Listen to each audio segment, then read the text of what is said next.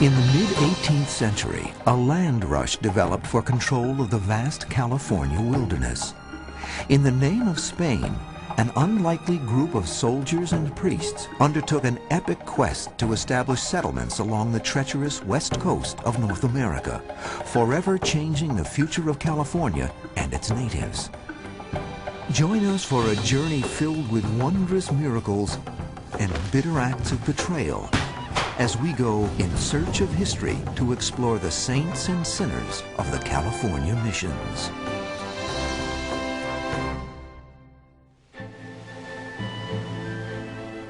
In the 1700s, the west coast of North America was a wild and unsettled land. Nothing much had changed since the first European, Juan Rodriguez Cabrillo, had set foot in California in 1542 and claimed it for the Spanish monarchy. In fact, so little was known about the region that some cartographers still incorrectly pictured California as a large island. Early accounts of the California natives were equally as fanciful, with sailors describing everything from a race of man-eating monsters to a band of beautiful female warriors clad in gold.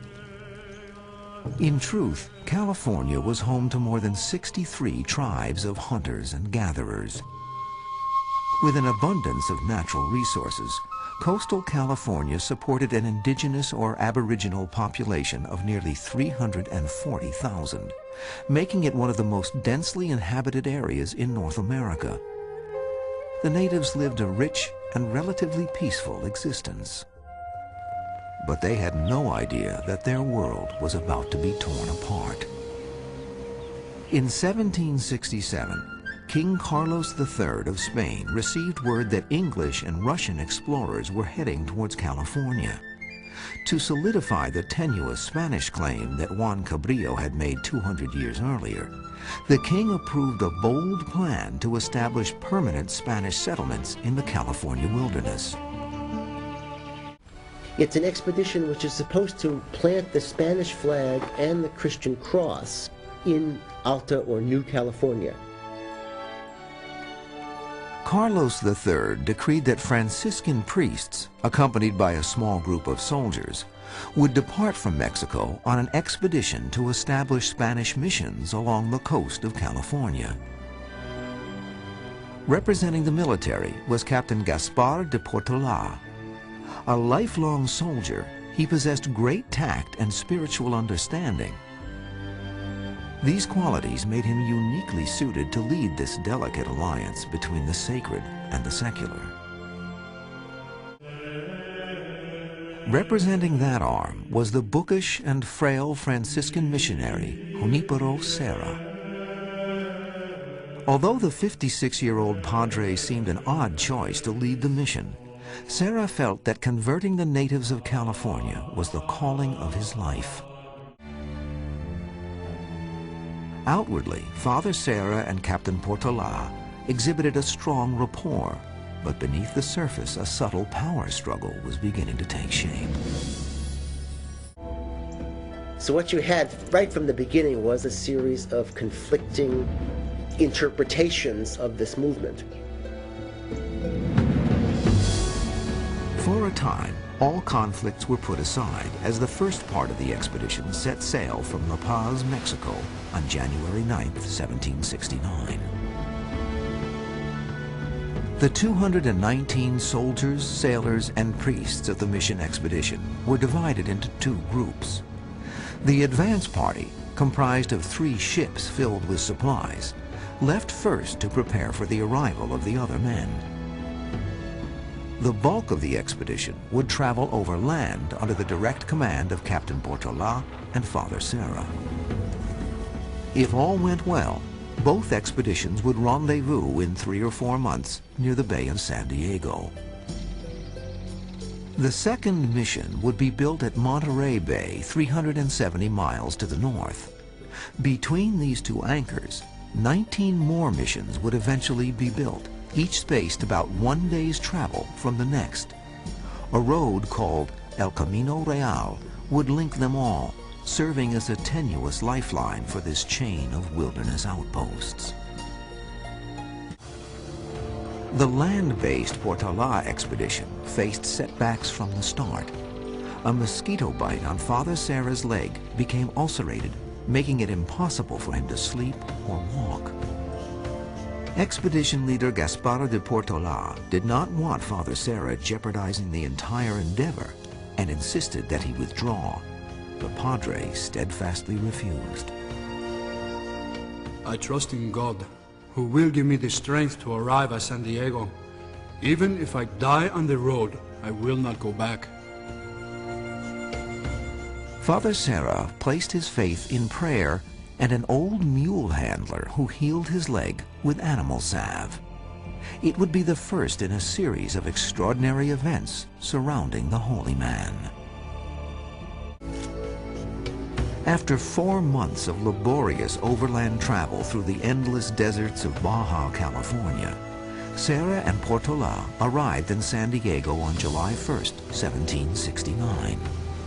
They soon learned that one of the support ships had been lost at sea, and the sailors of the 2 that remained had been ravaged by a deadly disease. With fewer than half of the original 219 men still alive and food supplies at a dangerously low level, their situation was dire. Captain Portola sent one of the surviving ships, the San Antonio, back to Mexico for more supplies. Then he pressed north by land for Monterey, leaving Father Serra and 8 soldiers behind to care for the sick and establish the mission. In his first letter from Alta California, Father Serra described the difficult path they had taken. Let those who are to come here as missionaries not imagine that they are coming for any other purpose but to endure hardships for the love of God and for the salvation of souls. Though intent on saving native souls through baptism, the missionaries soon found what a difficult task that would be. The Indians wanted nothing to do with their religion or lifestyle. The Indians were unhappy with the Spanish intruders and showed their displeasure by stealing from them. Nothing was safe, not even the sheets on which sick men were lying. Father Serra dismissed these acts in a kindly but condescending fashion. On August 15th, 1769, Serra's children suddenly turned violent. A large contingent of Indians launched a surprise attack against the fledgling San Diego mission, intent on driving the Spaniards away. The natives had chosen their moment perfectly. With half of the soldiers away on patrol, only 4 military men remained to defend the mission. Serra stayed in the chapel during the attack, praying that none of the unbaptized natives would be killed. Although fiercely outnumbered, the 4 soldiers of the mission successfully repelled the Indian assault. Native arrows proved no match for the Spanish muskets.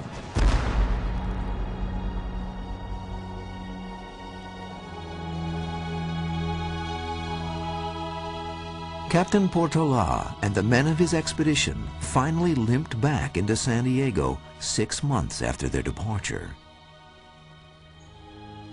They returned on the 24th of January of 1770 with the merit of having suffered much, of having eaten their mules, and of not having found any such place as Monterey.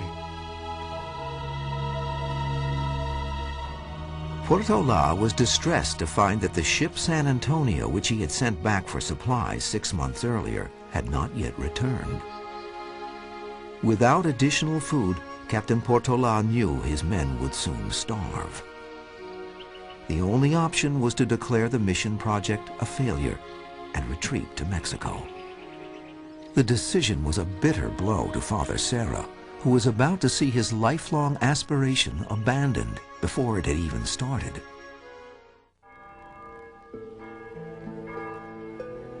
With the fledgling San Diego mission on the brink of starvation, Father Junipero Serra was faced with the prospect of abandoning his heart's desire, the California Mission Project. A key resupply ship had not been heard from in 8 months, and mission leader Gaspar de Portola prepared to retreat to Mexico by land. Secretly, Father Serra made plans to remain behind alone. He refused to abandon his calling to convert the natives, even if it meant sacrificing his own life. Meanwhile, publicly, the Padre begged Captain Gaspar de Portola to delay the group's departure for 9 days until March 19th, the feast day of the expedition's patron, St. Joseph. But March 19th arrived without any sign of the errant ship. Lookouts kept a constant vigil throughout the day, even as final preparations were being made for departure. Then, just before sunset, St. Joseph answered Father Serra's prayer. A white sail suddenly appeared on the distant horizon.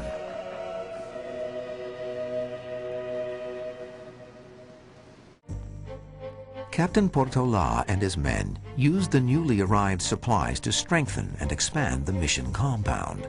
Father Serra began traveling out to the native villages, learning their language and redoubling his effort to attract converts.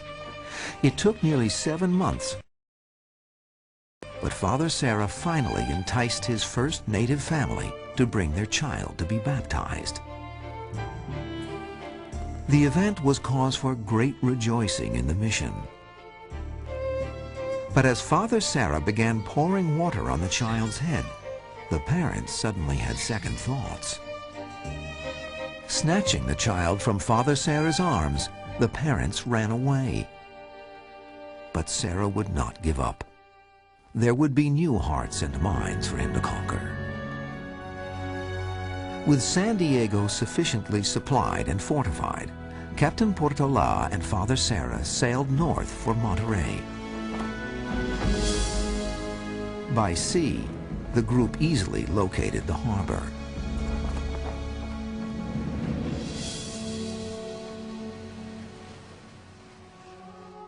The second California mission, San Carlos Borromeo, was formally inaugurated in Monterey on June 3, 1770. The first Mass was a grand affair, though overshadowed by Captain Portola's announcement that he would not remain to become governor of this new territory. After 2 years of exploring California, he had grown tired of wilderness living and chose to return to a more civilized life in Mexico City. While Father Serra was saddened by the departure of his friend, he could not have envisioned how devastating the loss would be. The man Portola chose to replace him as governor was the next highest-ranking officer, Pedro Fages. A career officer known for beating, extorting, and starving his men, Fages had little regard for the humble padres. The original settlement plan called for the third mission to be built among the Chumash Indian villages along the Buenaventura coast. Unnerved by such a large concentration of Indians, Fages instead ordered the establishment of missions at San Antonio and San Gabriel, which he felt were safer locations.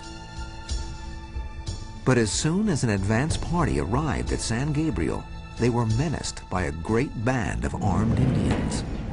Hoping to pacify the hostile natives, one of the friars unfurled a large painting of the Virgin Mary.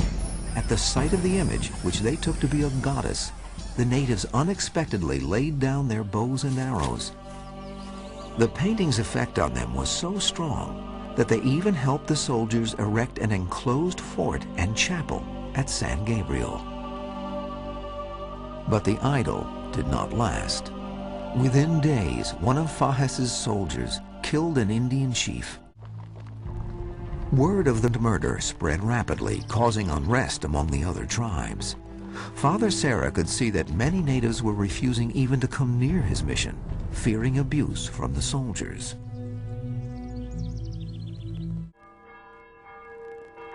The other missions made similar moves, but the natives still stayed away. Serra feared that Governor Fages and his soldiers were threatening the very existence of the mission project.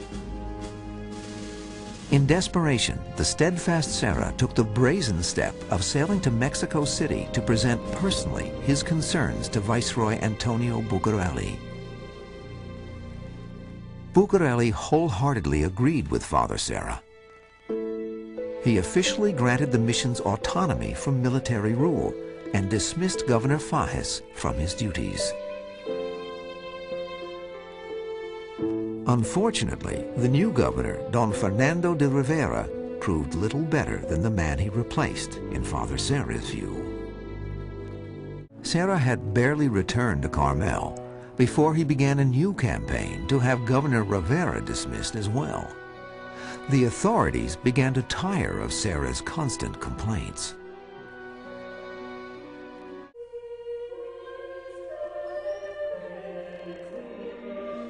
By 1775, 6 years after the expedition began, 8 missions had been established, including 2 on the recently discovered Bay of San Francisco.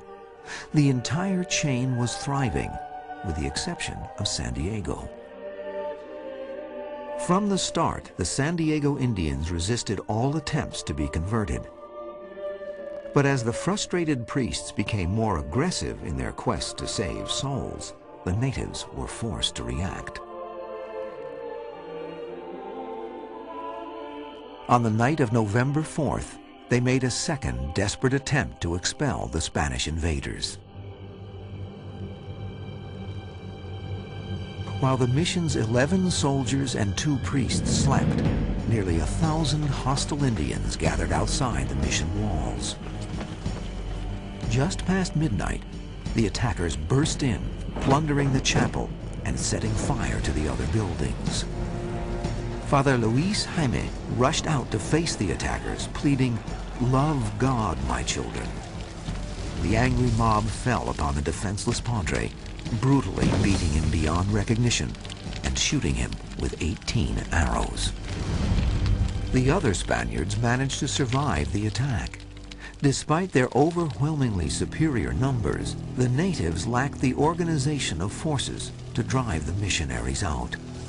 When word of Father Jaime's death reached Padre Serra, his reaction was surprising.